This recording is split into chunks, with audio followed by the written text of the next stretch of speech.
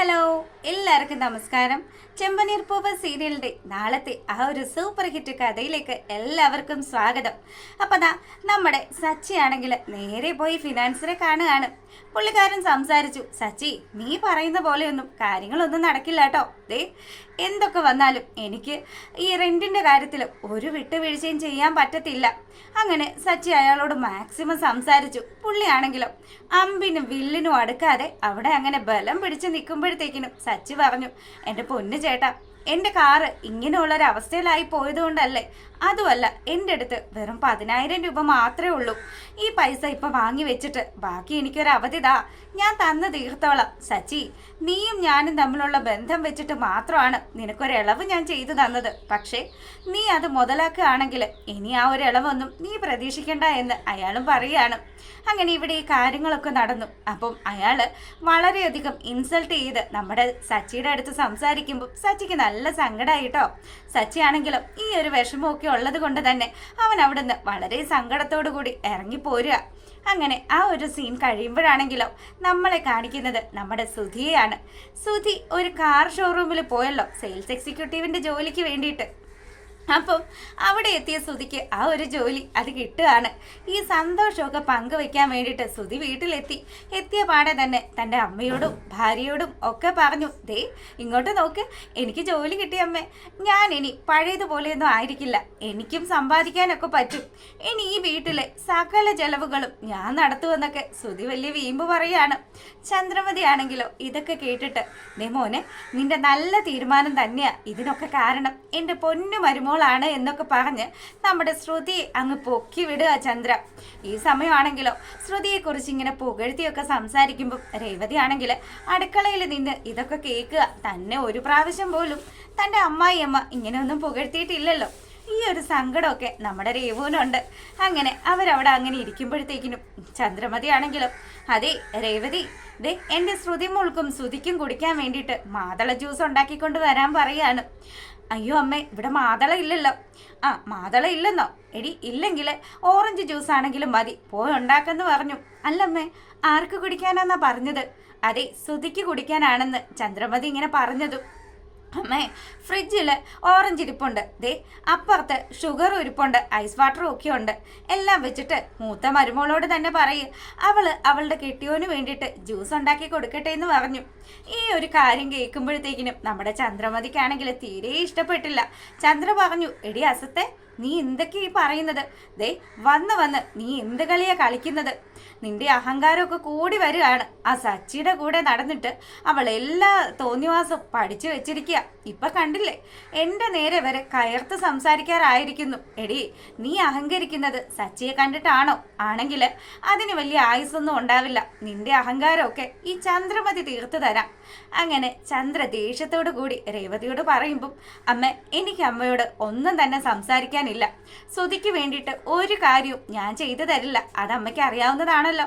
അങ്ങനെ രേവതി ദേഷ്യപ്പെട്ടിട്ട് അവൾ റൂമിൽ കയറി വാതിലും അങ്ങ് ശക്തിയിൽ അങ്ങ് അടച്ചു.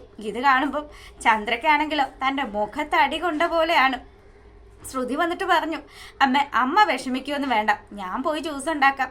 അയ്യോ വേണ്ട മോളെ, മോൾ ഒരുപാട് ക്ഷീണിച്ചൊക്കെ ഇരിക്കുകയല്ലേ, മോൾക്ക് പാർലറിൽ എന്തുമാത്രം പണിയാ ഉള്ളത്, മോള് വിഷമിക്കണ്ട കേട്ടോ, അമ്മ തന്നെ മോൾക്ക് വേണ്ടി ജ്യൂസ് ഉണ്ടാക്കാമെന്നും പറഞ്ഞ് ചന്ദ്രമതി അടുക്കളയിൽ പോയിട്ട് ഇതൊക്കെ ചെയ്തുകൊണ്ടിരിക്കുകയാണ്. ഈ സമയത്താണെങ്കിലും നമ്മുടെ രേവതി റൂമിലിരുന്നിട്ട് വളരെയധികം സങ്കടത്തിലാണ്. തൻ്റെ ഭർത്താവ് ഇങ്ങനെ അമ്മായിയമ്മ അതുക്കും മേലെ അങ്ങനെ ഒരുപാട് പ്രഷർ താങ്ങിക്കൊണ്ട് അവൾ ആ വീട്ടിൽ കഴിച്ചുകൂട്ടുകയാണല്ലോ.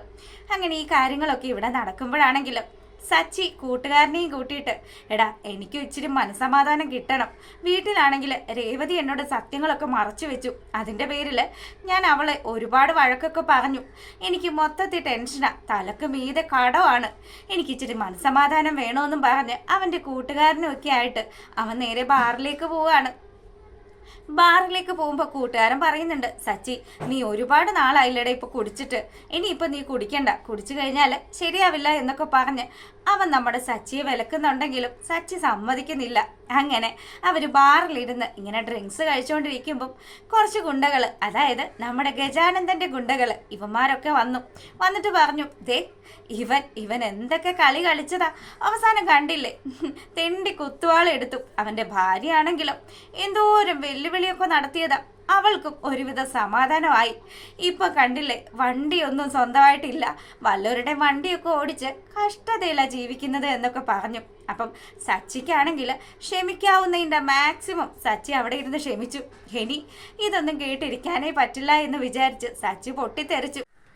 അങ്ങനെ നമ്മുടെ സച്ചിയും അതുപോലെ തന്നെ കൂട്ടുകാരനും കൂടെ അവിടെ അടി ഉണ്ടാക്കുകയാണ്.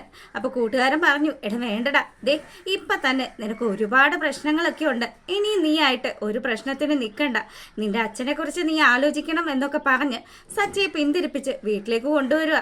4 കാലയിലാണ് നമ്മുടെ സച്ചി വരുന്നത്.